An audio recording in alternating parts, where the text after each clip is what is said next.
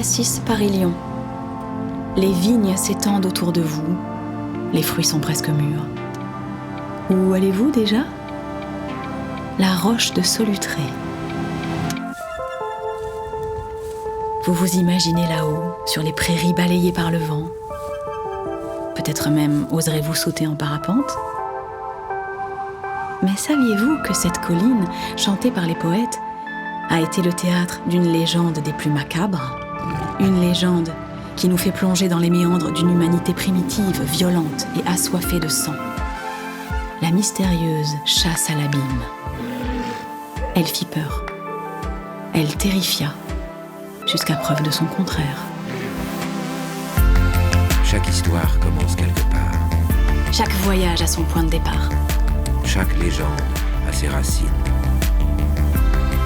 Vous écoutez Panorama, une aventure contée par Denis Podalides. Sortie Mâcon. La mystérieuse chasse à l'abîme.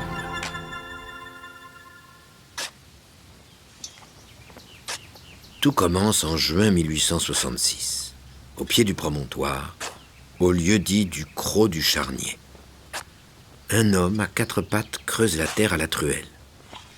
C'est Henri Testò-Ferry, fils d'un baron de l'Empire.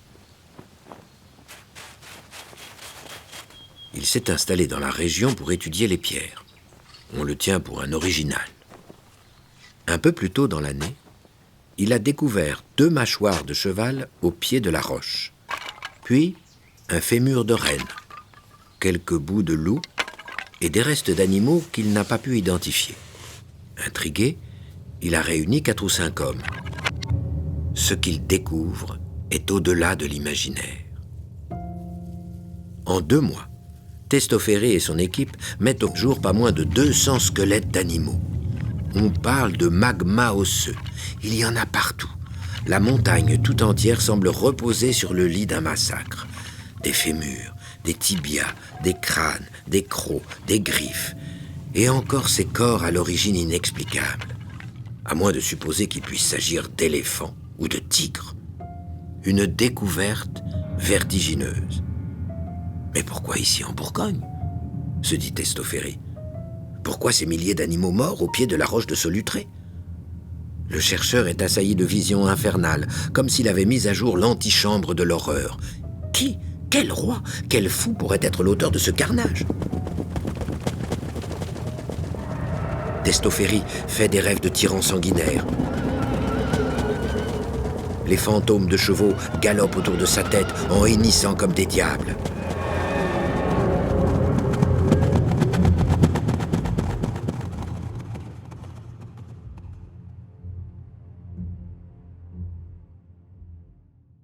Dépassé par sa découverte, Testò-Ferry se rend à l'Académie des sciences de Mâcon. Il y rencontre Adrien Arcelin, secrétaire perpétuel. Ensemble, ils se rendent au Crot du Charnier. Testò a beau être familier des lieux, il n'en est pas moins effrayé par ce qu'il continue de considérer comme un enfer. Arcelin, plus méthodique, voit la chose d'un autre œil. De quand date l'événement ? Se borne-t-il à demander. 5 ou 600 ans, peut-être plus, répond Testò-Ferry. Mais comment être sûr ? Arcelin regarde les couches de terre, les tas de sable, les milliers d'os. Dans sa vie, il a surtout mis en ordre des fonds d'archives, recomposé des histoires d'archevêchés et classé des séries de blasons. Mais en contemplant cette mer d'ossements, il a le sentiment de faire face à ce qui devra un jour donner sens à sa vie. 4 ans plus tard, dans les vitrines de l'Académie, les plus belles pièces de la collection s'exposent au regard des spécialistes. Arcelin a inventorié, classé et dessiné chaque petit bout d'os. Il a compté, nommé, dénombré et archivé. Il a surtout acquis la conviction que le massacre ne remontait pas au Moyen-Âge, comme le pensait initialement Testò-Ferry, mais à la préhistoire. Ces restes n'en ont pas pour autant perdu leur charge maléfique. Ils suscitent toujours autant de peur et d'effroi. Dans d'autres vitrines, au-dessus des étiquettes, on admire les racloirs en forme de feuilles de laurier, les outils bifaces finement ciselés, les épingles et les pointes de flèches. Maigre outillage de l'homme primitif.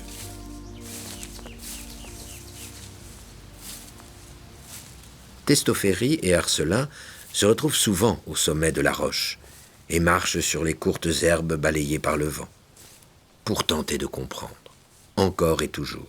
« Non mais tout de même !»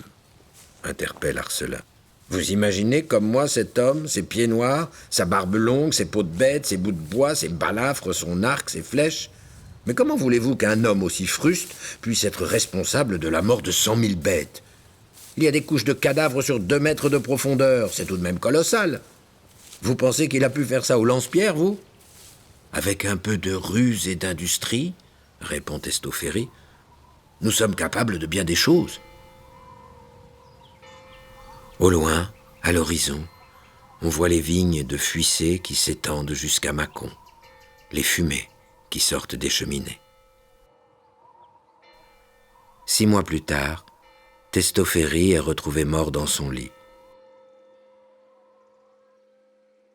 À peine quelques semaines plus tard, Arcelin découvre ce qu'ils avaient cherché ensemble en vain, une victoire inespérée et une nouvelle qui fait sensation.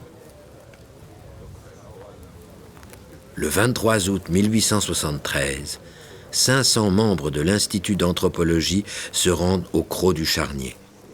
Arcelin les accueille en grande pompe. Sous leurs yeux curieux, ils creusent la terre et découvrent une dalle de pierre. On la soulève, on balaye encore un peu de terre, et la première mâchoire apparaît. Bientôt, un crâne tout entier. « Voici l'homme », annonce-t-il solennellement à ses visiteurs en retirant la dernière pelletée qui recouvre le squelette. La sépulture contient une série d'ossements, les bras recroquevillés sur le torse. Le corps est déposé au-dessus de ce qui ressemble à des résidus de grands brasiers, juste sur les squelettes des animaux. C'est une première, le tout premier corps d'homme préhistorique. Et cette découverte est capitale. « C'est ici qu'ils ont vécu », annonce Arcelin.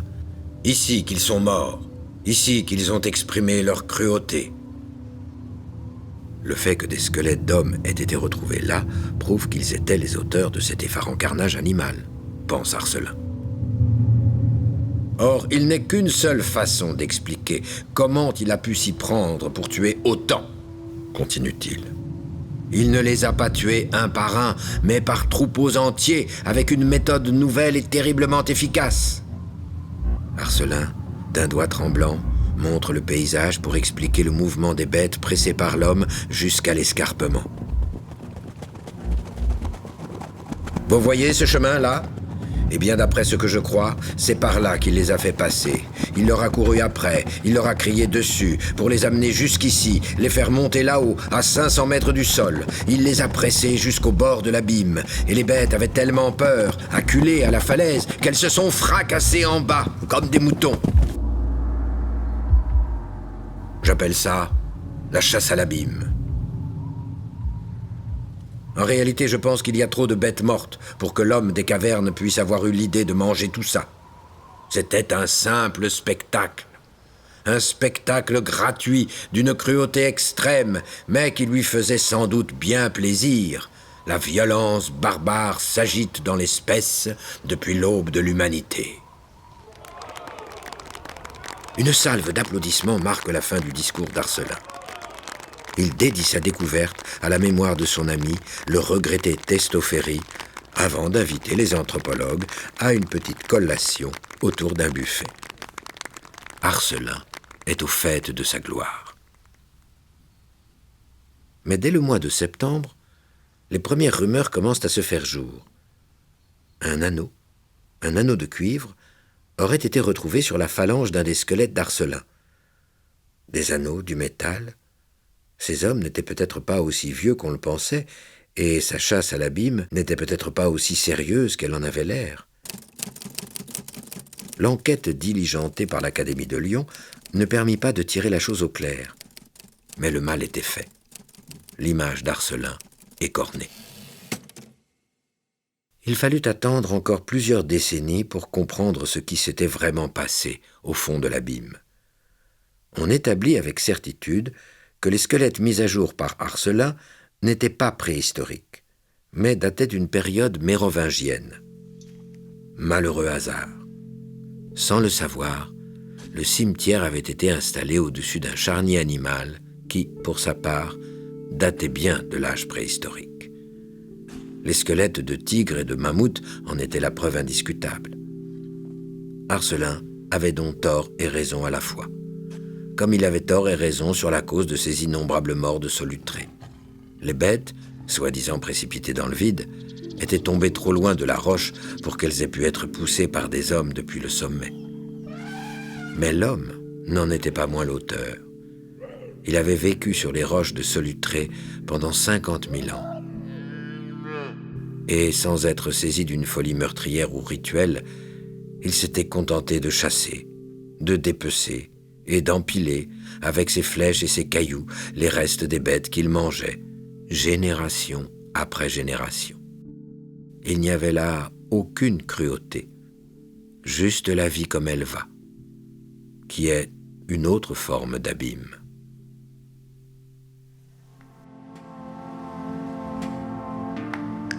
Dans les années 1980, un petit musée préhistorique fut inauguré. Il présente encore aujourd'hui les résidus de fouilles de Testoféry et d'Arcelin, des restes de chevaux, de rennes, de tigres des cavernes et de mammouths qui vivaient là au Solutréen. Les visiteurs se suivent devant les vitrines. On admire les traces des premières formes d'art humain, leurs petites sculptures taillées dans du bois de renne. Mais nulle trace des anneaux de bronze qui précipitèrent Adrien Arcelin vers le fond. On a jugé préférable de les remiser dans un autre musée.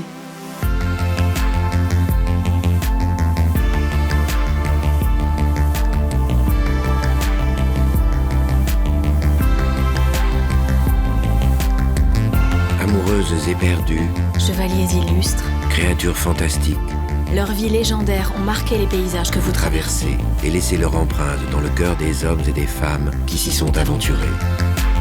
Les autoroutes APRR et AREA vous invitent, le temps d'un voyage, à réveiller le passé Et à entrer dans la légende.